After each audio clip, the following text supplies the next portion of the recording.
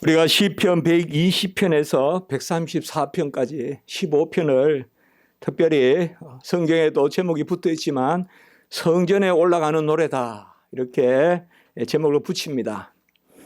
여기 저자는 다윗도 있고 또 솔로몬도 있고 다양합니다. 이 저자를 다 확실히 우리가 알지는 못합니다.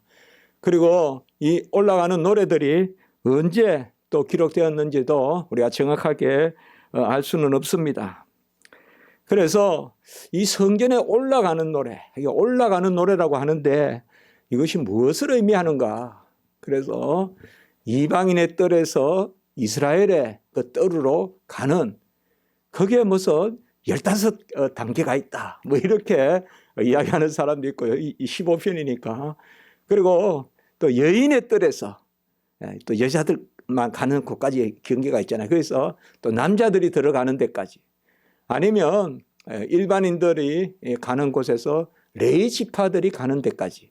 뭐 그런 단계를 이야기한다. 그래서 성전에 올라가는 노래 뭐 15 어떤 그런 영어로 보면 디그리다 이렇게 해서 이렇게 정도 단계 그런 걸 이야기한다는 그러한 주석도 있고 또 혹자는 노래가 점점 톤이 키가 점점 높아진다. 그렇게 해서 이렇게 15편을 이야기한다라고 하는 그런 것도 있습니다. 그러나 우리가 이 사실 시편 119편은 율법에 관한 가장 긴 시편이잖아요. 그래서 그 법을 마음에 담고 이제 뭐예요?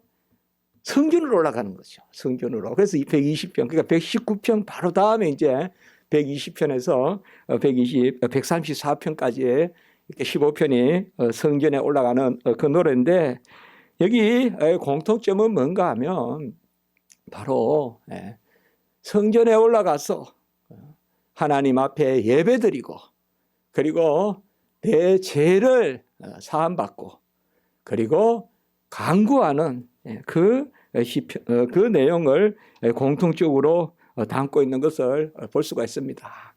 그리고 무엇보다도 이 시편 15편 중에 중요한 내용이 뭔가 하면 바로 포로에서 돌아와서 성전에서 예배드리는 그런 또 내용도 들어있거든요.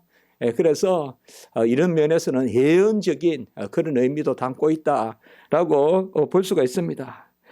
어쨌든 우리는 이 세상에서 즐거운 일이 있잖아요. 즐거울 때 보면 우리가 아주 그냥 깡총깡총 이렇게 가잖아요. 기분 좋게. 그 영어로는 그 템피라는 말이 있어요. 템포에 맞춰서 타타타타 간다는. 우리 저 연세 드신 이제 스승님이 그런 말 한번 쓰시던데 그게 맞는 말인지 모르겠어요. 템피란 말을 쓰더라고요. 그러니까 탕탕탕탕 이렇게 박자에 맞춰서 가는. 우리가 요새는 그런 걸 못 보지만 어릴 때 보면 병아리들이 노란 병아리들이 정말 가거든요. 쭉 줄서가 가요. 그런 걸 볼 수가 있어요. 그 발걸음. 그래서 어떻게 보면 우리가 가장 그 아름다운 발걸음이 뭐냐? 가장 즐거운 발걸음이 뭐냐? 노래 부르면서 성전으로 이제 올라가는 거다. 이제 그거죠. 우리 교회로 말하면 제가 아까도 이렇게 보니까 찬송하시면서 들어오시더라고요. 그러니까 찬송하면서 계단을 내려오는 그런 것들. 그것이 가장 아름다운 모습이다. 그래서 성전에 올라간다는 것은 정말 우리 성도들의 본질을 이야기하는 가장 즐겁고 또 아이가 밤이 돼서 집에 가야 그 신분을 알 수가 있잖아요. 놀 때는 모르는데 놀 때는 뭐 어느 집에 속한지 다 흙탕물에서 놀다가 저녁 때 집에 갈 때 이제 보면 아 너는 이 집 아이구나 너는 저 집 아이구나 이제 각자 대문으로 들어가잖아요. 우리도 마찬가지입니다. 세상에서 6일 동안 살 때는 몰라요. 모르는데 주일날 어디로 가느냐 이제 이걸 보면 소속이 보이는 거예요. 신분이 보이는 거예요. 천국 시민권이 있느냐 없느냐가 보이는 그것이 바로 성전에 올라가는 그 노래입니다. 그래서 제가 이 15편을 몇 차례 읽으면서 벌써 지지난주부터 읽으면서 무슨 말씀을 가장 이제 우리가 지금 임마누엘 성전을 다 짓고 이제 낙큰 하나님 앞에 감사하는 그런 노래들을 우리가 부활절 전까지 봤지 않습니까? 말씀을 이제는 이 성전에 올라가는 성전을 왜 지었어요? 왜 지었냐고? 분양하려고 지었냐고? 예배 드리려고 지었잖아요. 성전을 지어가지고 타락했을 때는 바알 신전인 바알 신상을 거기 세우고 거기 줄을 치고 그냥 고개를 하고 아이를 태워 죽이고 그게 바로 요시야 종교개혁대라는 모습이잖아요. 그곳에서 막 그냥 음란한 행위를 하고 그 성전을 왜 지었습니까? 교회가 왜 있습니까? 예배 드리려고. 예배 드리려고. 교회는 무슨 바자회 하는 데 아니에요. 교회는 무슨 커피 파는 데 아니에요. 교회는 예배 드리려고. 예배 드리려고 성전을 지었잖아요. 예배 드리려고 성전을 지었잖아요. 그 성전에 올라가는 노래. 얼마나 아름다워. 그 중에서도 특별히 오늘 121편의 말씀을 통해서 우리가 이제 성전에 올라가서 예배드리고 또 하나님 앞에 구하는 그 말씀을 한번 우리가 살펴보려고 합니다. 내가 산을 향하여 눈을 들리라 나의 도움이 어디서 올까? 우리 찬송에도 많아요. 눈을 들어 산을 보니 도움 어디서 올까? 우리 찬송 알잖아요. 내 눈을 들어 두루 살피니 산악이라 있잖아요. 그 우리 찬송 많아요. 뭐 눈을 들어 하늘 보라. 눈을 든다는 찬송 많잖아요. 또 복음성가도 많이 있죠. 이거. 내가 산을 향하여 눈을 들리라. 뭐 나의 도움 어디서 올까 하면서 천지지여신 하면서 우리 찬송도 많이 하잖아요. 눈을 들어. 눈을 든다는 게 뭘까요, 여러분들? 저는 눈을 든다. 이게 하나님이 눈을 든다 하면 하나님의 얼굴을 비춘다. 또 하나님이 우리 얼굴을 보신다. 우리 민수기 6장에 보면 축복하는 그 말씀이 있지 않습니까? 바로 얼굴을 내게 향하시고 그의 눈을 내게 향하시고 또 눈을 든다 이러니까 가장 먼저 생각나는 게 사마리아 여인이 예수님을 만났을 때 그 시리에 빠진 그 모습에서 눈을 들어서 그 예수님을 만나는 그것도 뭐 본문에 우리가 나오진 않지만 생각해 볼 수 있지만 가장 먼저 저는 떠오르는 게 가늠한 여인. 가늠한 여인이 돌을 맞고 그냥 뭐 이거 이제 죽잖아요. 돌 맞으면 죽지 어떻게 살겠어. 돌 맞으면 처참하거든요.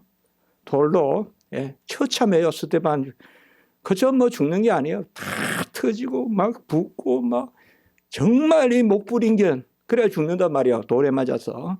근데 예수님이 오셔서 살리잖아요. 그리고 죄 없는 자가 돌을 들어치라. 다 자기들이 그냥 서저 뒷걸음씩 치잖아요. 그때 그 가늠한 여인이 눈을 드는 그 모습이 오는 거예요. 내가 산을 향하여 눈을 들리라.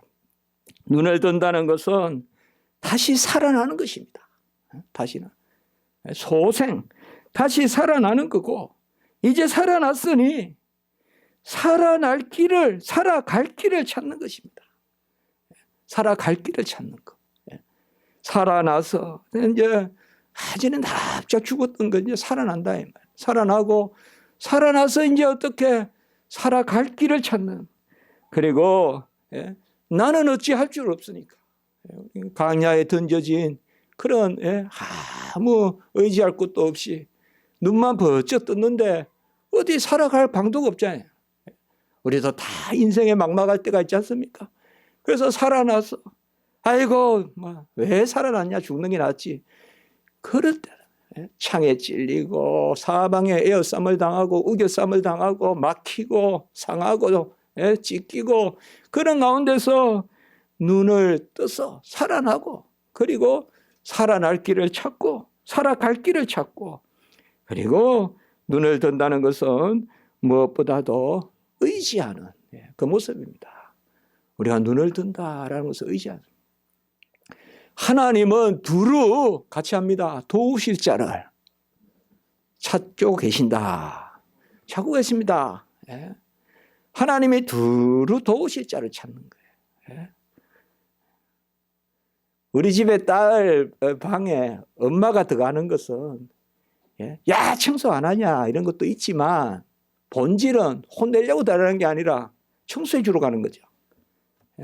청소해 주러 가는 거예요. 애강이 방에 아빠가 왜 들어가겠어요? 어지럽히러 가겠어요?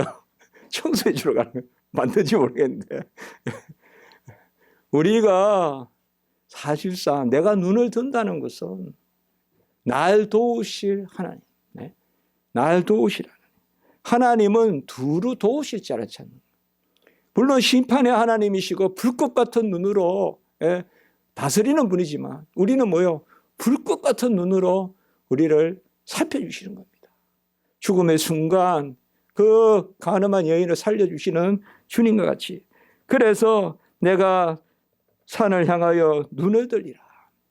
이 산이라는 것이 왜 산을 향하여 눈을 들리라 이렇게 합니까? 이건 여러 가지 우리가 해석도 할 수가 있습니다. 저도 이 구절을 가지고 어느 목사님과 함께 유학 때 같이 이 구절 가지고 서로 설교해 본 적도 있어요. 설교해 본 적도 있어요. 저 둘의 교회 이문장 목사님이요. 그러니까 설교해 보는데 이 구절을 놓고 문 목사는 어떻게 이 구절을 보냐? 나는 어떻게 본다? 뭐 이렇게요. 근데 여기서 산을 향하여 눈을 뜬다. 이게 우리가 제일 처음에 생각할 것은 시온산. 바로 성전이 있는 시온산을 향하여 눈을 든다. 그렇게 생각해 볼 수도 있고 이스라엘 백성에게 산이라는 것은 하나님이 계시는 곳 그리고 돋비쳐 그리고 또 깊이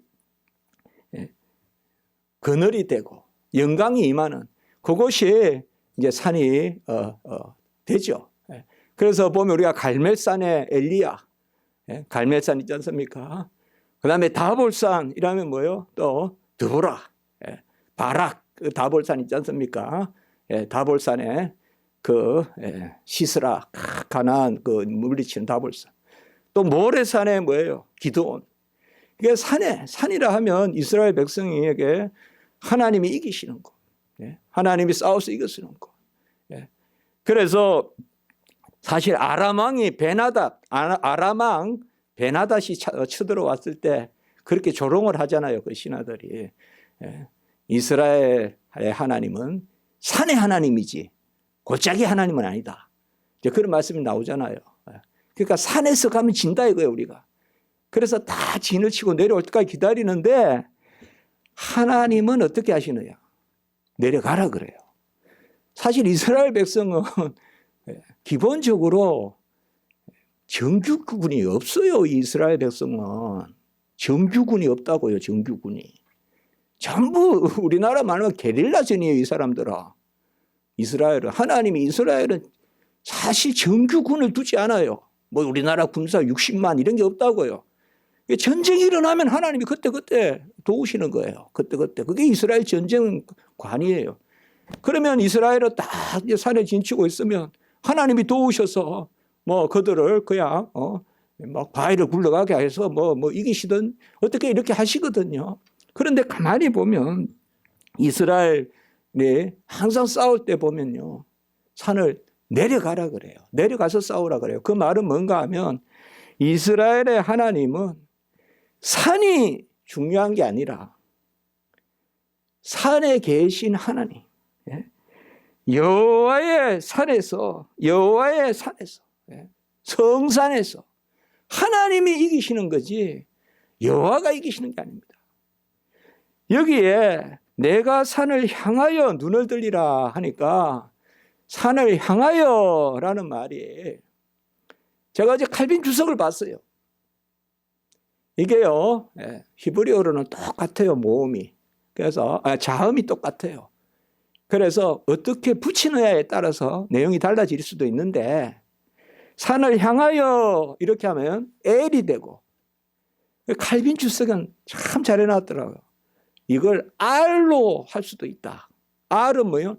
산 너머로 산 위로 내가 산을 향하여 눈을 들리라 이라면 산에 의지하는 것 같은데 참 멋있는 주석을 했죠. 똑같은 단어지만 여러분 이스라엘의 언어에는 모음이 없어요. 그러면 그때 형편에 따라서 이제 내용에 따라 모음을 붙여서 발음을 하는데 그걸 R로 읽으면 어떻게 되냐? 내가 산 너머로 눈을 들리라. 그 산 너머로 눈을 들리라는 뭐예요? 하나님을 바라본다는 거예요. 하나님. 제가 유학 중에 이 산을 향하여 저는 그냥 산의 의미 아까 같이만 생각했어요. 그러나 내가 산을 향하여 눈을 돌리라. 이 말은 바로 오늘 2절에서 답이 나오듯이 나의 도움은 천지를 지으신 여호와에게서로다. 산에 무슨 요새를, 산의 지형을 도움거리로 삼는 것이 아니라 산이 험악하니까 산속으로 들어가서 피하자. 그게 아니라 나의 도움은 천지를 지으신 여호와에게서로다. 산을 향하여 눈을 드는 게 아니라 산 위에 하나님을 향하여 눈을 든다. 산 너머에 하나님을 향하여 눈을 들리라. 나의 도움이 천지를 지으신 여호와에게서로다 라고 이렇게 말씀하고 있습니다. 산도 없어집니다. 산도 없어져요. 베드로후서 3장 10절에 보면 마지막 때에 하늘이 큰 소리로 떠나가고 물질이 뜨거운 불에 풀어지고 땅과 그 중에 있는 모든 것이 드러난다 그랬어요. 베드로후서에 나오는 이게 마지막 때 되어질 일인데 하늘도 없어지고 모든 물질이 불에 녹아 풀어지고 그리고 땅과 거기에 있는 것이 다 드러난다. 왜 이 말씀을 제가 기억하고 찾아서 다시 이렇게 기록했는가 하면 산도 녹아서 없어집니다. 아멘. 바위도 녹아서 없어집니다. 물질이 다 녹아 없어진다 했어요. 바위 의지하지 마라 이 말이에요. 바위 딛고 있다고 안전하다 생각하지 말란 말이에요. 땅 딛고 있다고 안전하다 생각하지 말아요. 땅도 꺼져요. 바위도 체질이 풀어진다 그랬잖아 성경에. 체질이 풀어진다. 옛날 성경에. 물질이 녹아서 없어진다. 마지막 때요. 이거 분명한 하나님의 말씀이에요. 하늘도 사라지고 물론 새 하늘과 새 땅 우리가 지금 그릴 수도 없고 어떻게 표현할 수도 없는 새 하늘과 새 땅이 있지만 그렇게 말씀하고 있어요. 바로 산을 향하여 눈을 든다는 것은 천지를 지으신 여호와 여호와께 가까이 함이 내게 복이라. 내가 주 여호와를 피난처로 삼아. 시편 73편 28절 여호와께 가까이 함이 내게 복이라. 산을 향하여 눈을 든다는 것은 여호와께 가까이 가는 것이지 바로 어떤 산을 그치로. 우리가 무슨 일 있으면 뭐 라면도 사고 급하면 있잖아요. 요새는 안 그러네. 옛날에 그렇게 했잖아요. 그 이해가 되죠. 전쟁 난다 이러면 전부 다 담요 사고. 저 미국에는 보니까 코로나가 있는데 그냥 총알을 사대요.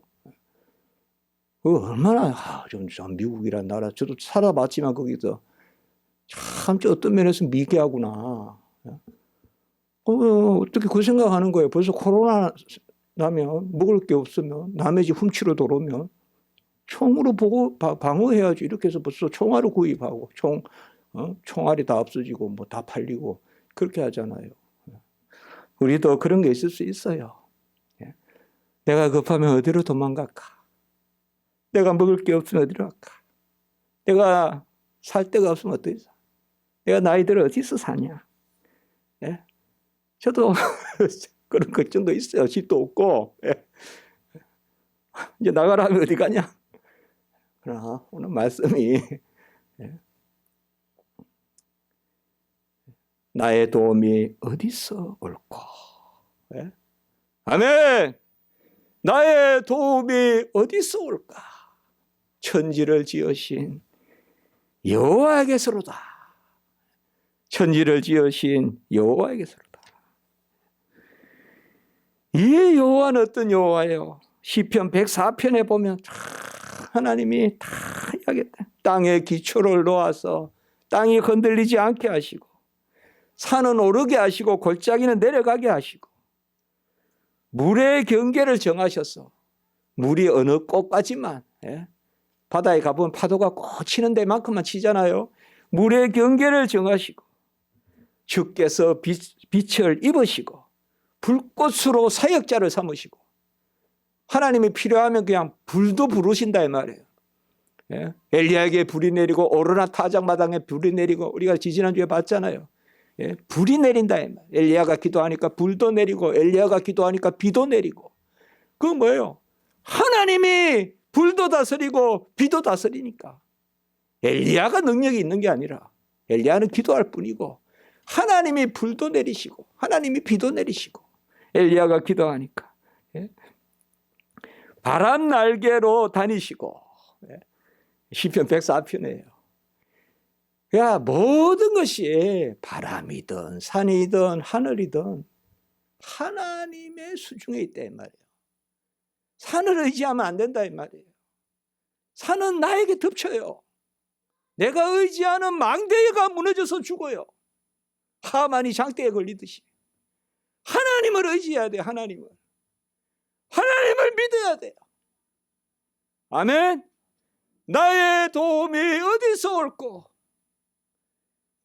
신랄 같고 정말 바늘기 같고 들어갈 곳도 없고 도망칠 곳도 없고 피할 곳도 없어도 여호와를 찾으면 푸른 초장으로 쉴만한 물가로 피할 바위로 나를 인도할 줄 믿습니다. 시편 104편 32절에 보면 그가 땅을 보신즉 땅이 진동하며 산들을 만지신즉 연기가 나는도다 이렇게 말하고 있어요. 이 말씀은 뭐냐면 하나님이 뜻하면 땅도 진동하고 땅도 하나님이 흔들어 버리면 진동하고 산들을 만지신즉 연기가 난다. 하나님이 한번 이렇게 해보시면 하늘도 그냥 산도 그냥 다 그냥 찌부러진다 이 말이에요. 왜 이렇게 표현하셨을까요? 땅도 믿지 마라, 산도 믿지 마라. 바로 우리의 나의 도움이 천지를 지으신 여호와라. 그래서 시편 24편 3절에 보면 여호와의 산에서 여호와가 계시는 산이다. 나의 도움이 어디서 올꼬? 3절에 보면 여호와께서 너를 실족지 않게 하시고, 실족한다 말은 특별히 어린아이들이 잘 넘어지잖아요. 어린아이들은 아직 스스로 못 걷죠. 그게 사실 실족하는 겁니다. 그러나 이 실족은 어린아이에게만 있는 게 아닙니다. 어린아이가 스스로 못 걷는 것도 실족이고, 어린아이는 자기 가호가 아니에요. 연약해서 못 걸어요. 우리가 이제 연세가 드시고 이러면 꼭 어른이 되면 아이가 같이 된다 그러잖아요. 저 이제 어른이 되면 아장아장 또 걸어요. 아장아장 걷는다고. 그 나쁘게 생각하지 마세요. 아장아장 걷는다고요. 그는 내 의지에 관계없이 내가 막 똑바로 걷겠다 해도 안 돼요. 이것도 실족하는 거예요. 우리는 연약해서 못 걸어요. 그리고 한창 힘 있는 청년 때, 장년 때는 뭐예요? 유혹에 빠져서 실족해요. 유혹에 빠져서. 힘이 남는데, 똑바로 갈 수 있는데, 뛰어갈 수 있는데, 야, 이리 와, 이리 와, 막 유혹하는 거라. 여기가 좋다. 여기가 막 사자같이 그냥 막 덤비는 거예요. 여호와가 우리를 실족하지 아니하게 하신다. 우리는 밝은 거 좋아해야 돼요. 여러분, 어두운 데 가면 눈이 닫힌 것 똑같아요. 아셨죠? 어두운 데 가면 눈이 없는 것 똑같아요. 눈이 없으면 다 넘어지잖아요. 어두운 데 가서 본다? 그건 말이 안 돼요. 어두운 데 안 가야 돼요. 어둠에 가면 눈 없는 것 똑같아요. 그래서 빛 가운데 거하라. 빛 가운데 거하라. 실족하지 않으려면 빛 가운데 거하고. 우리 십자가지기 성도님들, 어둠에서 힘을 기르고 무슨 막 이렇게 막 그거 꿈꾸지 마시고 밝은데, 연약하더라도 밝은데 걸어다니는 그거 생각하세요. 어두운 데서 막 그냥 막 힘을 길러가지고 막 그런 생각하지 마시고 그 다 쓸데없는 겁니다. 밝은 예? 그냥 개미가 햇빛 밑에 걸어가더라도 그게 아름다운 거지. 예? 그겁니다. 실족하지 않는다는 것은 예? 연약에서도 우리 넘어지는데 하나님이 우리의 발을 붙들어 주십니다. 아이의 발을 붙드시고 또 노인의 발을 붙드시고 하나님이 붙여붙이고 그 다음에 하나님이 마귀 사탄의 우는 사자의 입을 막아주십니다. 그겁니다. 여호와께서 너를 실족하게 하지 아니하시고 여호와께서 실족하지 아니하시고 너를 지키시는 이가 졸지 아니하시리라. 이제 오늘 3절로부터 4절, 5절, 7절, 8절 계속 나오는 단어가 뭡니까? 지킨다. 지킨다. 우리 한번 쉽게 생각하면 지킨다. 이 말이 뭡니까? 야, 너 집 잘 지켜. 그런 말 하죠. 지킨다는 게 뭘까요? 이게 참 우리나라 말이 참 좋은 말 같아요. 지킨다. 집을 잘 지킨다는 게 뭐예요? 집을 잘 지키라 이러면 대문에 누가 들어오는 것만 잘 지키면 되는 게 아니잖아요. 때가 되면 개 밥도 줘야 되고. 집을 잘 지킨다는 것은 빨래 그 세탁기가 다 돌아가면 세탁기 그 빨래 꺼내서 다 늘어야 되고. 집을 지킨다는 것은 어떻게 보면 쉬운 일이 아니에요. 지킨다는 거. 여러분, 하나님이 우리가 가인과 아벨이 있잖아요. 그래서 네 동생 어디 갔냐 이러니까 가인이 내가 동생 지키는 자입니까? 대들듯이 가인이 내가 동생을 지키는 자이니까. 그때 지킨다 이런 말이 나오잖아요. 지킨다는 말이 뭘까요? 지킨다. 우리가 124편에 보면요. 1절에 보면 여호와께서 우리 편에 계시지 아니하셨더라면 우리가 어떻게 하였으랴.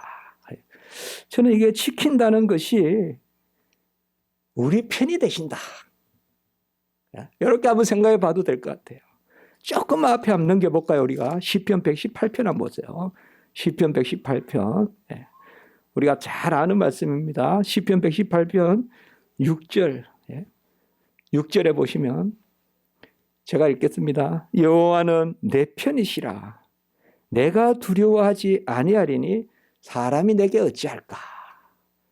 지킨다는 것은 바로 여호와가 내 편이 되죠. God is on my side. 하나님이 내 편이 되신다. 하나님이 내 편이 되신다. 저 야훼 is on my side. 여호와가 내 편이다. on my side. 내 편이다. 그 8절에 보시면 118편 8절에 여호와께 피하는 것이 사람을 신뢰하는 것보다 나으며 9절 여호와께 피하는 것이 고관들을 신뢰하는 것보다 낫도다. 높은 사람 생각하지 말고 여호와 찾으라. 사람 의지하지 말고 사람 수첩 찾지 말고 성경 펼쳐서 여호와 찾으라. 어디 인명도 찾지 말고 성경 펼쳐라. 그리고 14절 같이 한번 우리 속으로라도 읽을까요? 14절 시작. 여호와는 나의 능력과 찬송이시여 또 나의 구원이 되셨도다. 여호와가 내 편이 되시니까 내 능력이 되시고 내 찬송이 되시고. 여러분, 여호와가 우리가 능력이 되라는 기도는 많이 하는데 여호와가 내 찬송이 돼야 돼요. 여호와가 내 찬송이 돼야 돼요. 여호와가 내 찬송거리가 돼야 돼요. 여호와의 행사가 기이한 행적이 내 찬송거리가 돼야 돼요. 여호와가 나의 능력과 찬송이요 그리고 나의 구원이 되었도다. 우리가 몇 주 전에도 말씀했지만 구약에서 구원이라는 말은 물에서 건져준다는 뜻도 있고 먹여준다는 뜻도 있고 자라게 한다는 뜻도 있고 다 지켜주시는 것이 바로 여호와께서 나를 지키신다. 내 편이 되시는 것입니다. 하나님은 내 편이십니다. 하나님은 우리 편이십니다. 그분이 바로 5절에 보시면 내 오른쪽에서 내 그늘이 되시고, 오른쪽에서 그늘이 되신다는 것은 바로 우리를 이끄신다는 뜻입니다. 왼편은 따라가는 거고 오른편은 이끄는 것입니다. 여호와께서 오른편에서 내 그늘이 되신다. 구름 기둥, 불 기둥으로 이끌어 가시는, 우리가 성전에 구름이 꽉 찼다 했죠. 그 다음에 성전에 영광이 임재했죠. 그래서 항상 너와 함께한다, 너로 떠나지 않는다, 버리지 않는다, 이 세 가지 여호수아에게 약속했고 약속했죠. 그것이 바로 내 우편에 그늘이 되신다. 그늘이 되십니다. 사람의 그늘도 참 얼마 좋습니까? 우리가 사람의 그늘도 얼마 좋아요. 부모님의 그늘도 좋고 참 좋잖아요. 하나님의 그늘이에요. 이것은 하나님 전능자의 그늘이세요. 내 오른쪽에서 그늘이 되신다. 시편 54편 4절에 보면 하나님은 나를 돕는 이시며 주께서 내 생명을 붙들어 주신다. 이렇게 말씀했습니다. 나를 돕고 붙들어 주신다. 그게 그늘입니다. 짙은 그늘로 해주십니다. 시편 68편 19절에 보면 날마다 우리 짐을 지시는 주여라고 이렇게 이야기하십니다. 날마다 우리의 짐을 대신 져주시는 주여라고 이렇게 말씀하십니다.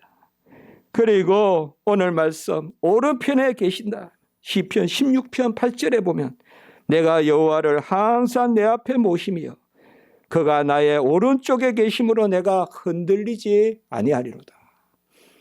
우리 힘들고 어려운 일 많습니다. 저는 설교하지만 참 어립니다. 저는 연약합니다. 맨날 도는 팽이가 삐뚤삐뚤 하듯이 조금만 그냥 덜 치면 그냥 팽이가 막 계속 쳐야 되잖아요. 한번 돈다고 똑같습니다. 우리 성도님들도. 저도 마찬가지. 우리 다 똑같습니다. 계속 아이가 팽이를 계속 쳐야 돌잖아요. 우리도 마찬가지입니다. 스스로 잠시도 못 돕니다. 쳐줘야 됩니다. 누가. 누가 쳐주십니까? 누가 쳐줘요? 쳐줘야 돈다니까요. 딱 던져놔서 안 돕니다. 계속. 조금만 안 쳐주면 금방 삐뚤삐뚤하다가 두 번만 안 쳐주면 넘어집니다. 그냥 푹 쓰러집니다. 그럼 못 일어납니다. 다시. 다 막 이렇게 해줘야 되거든요.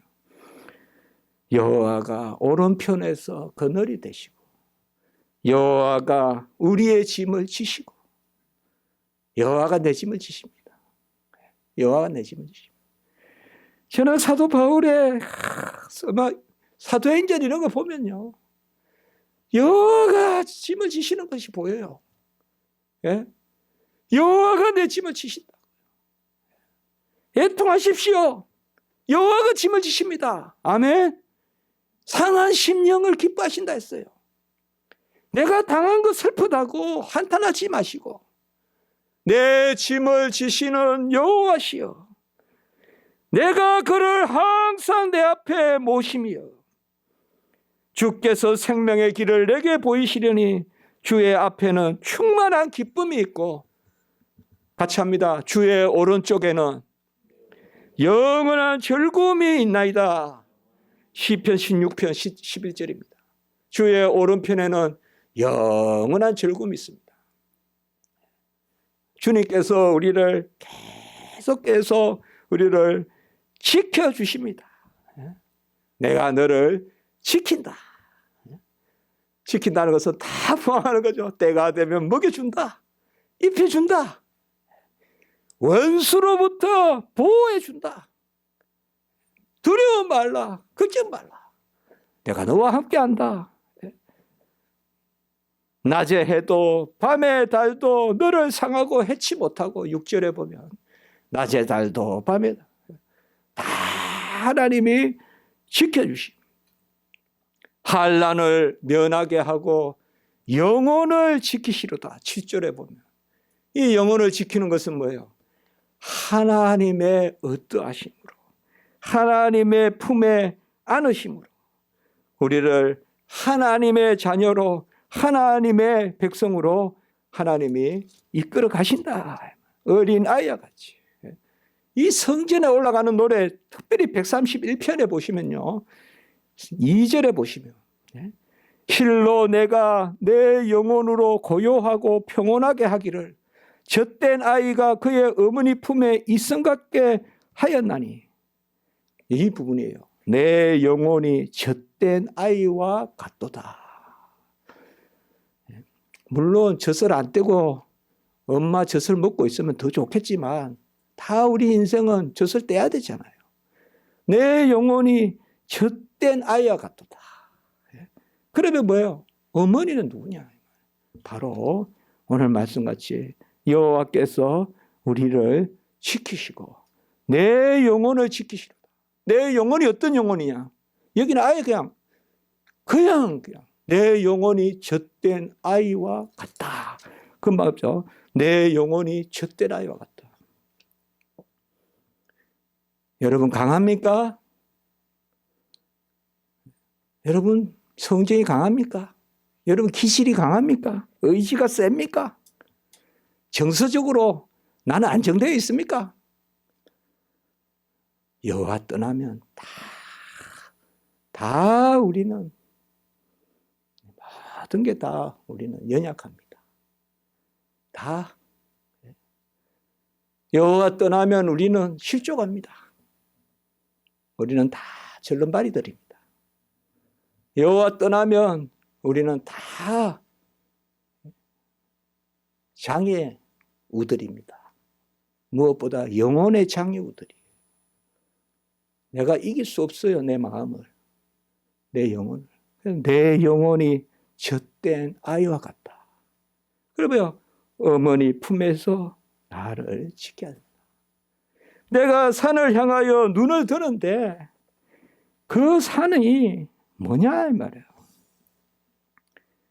그 답은 125편 시편에 제가 오늘 그 시편 15편 전체 내용을 121편을 가지고 말씀드리는데 125편에 보면 바로 답이 나와요. 125편 1절과 2절에 보면 여호와를 의지하는 자는 시온산이 흔들리지 아니하고 영원히 있음 같도다.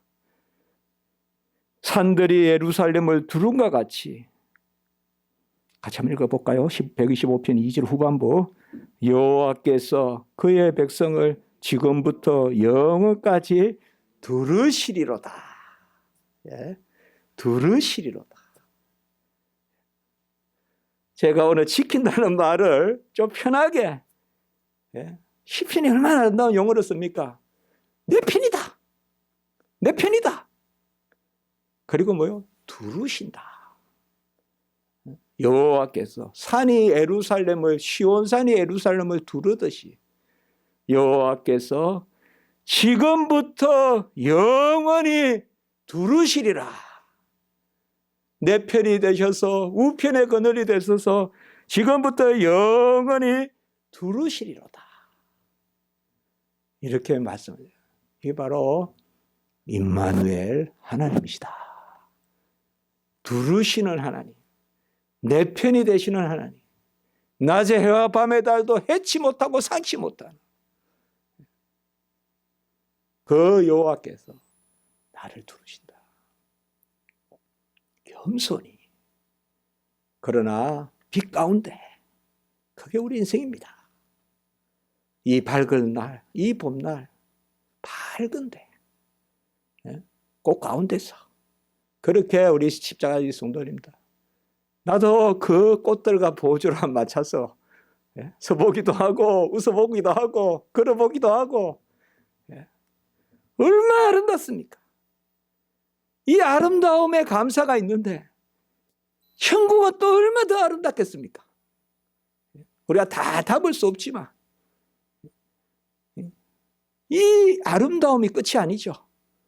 산도 아까 체질도 풀어진다. 하늘도 없어진다. 여호와께서 만지면 땅에서도 기름이 연기가 오른다. 아까 그런 말씀이야. 성경에 전부 다. 여호와께서 한번 만지시면 땅에서도 연기가 난다. 여호와께서 한번 보기만 하면 그냥 땅이 흔들린다. 땅을 의지하는 게 아니죠, 우리가. 그러나 내가 산을 향하여 눈을 드는 것은 그 산을 지으신 여호와를 의지하는 것이다.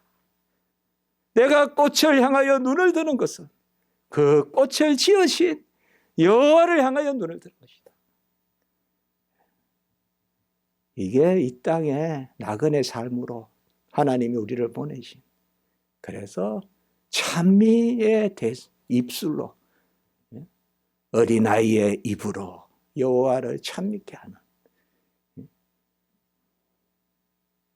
그 은혜가 우리 가운데 있는 것입니다. 여러분, 지금부터 영원까지 오늘 6절에 너의 출입을 지키시리로다.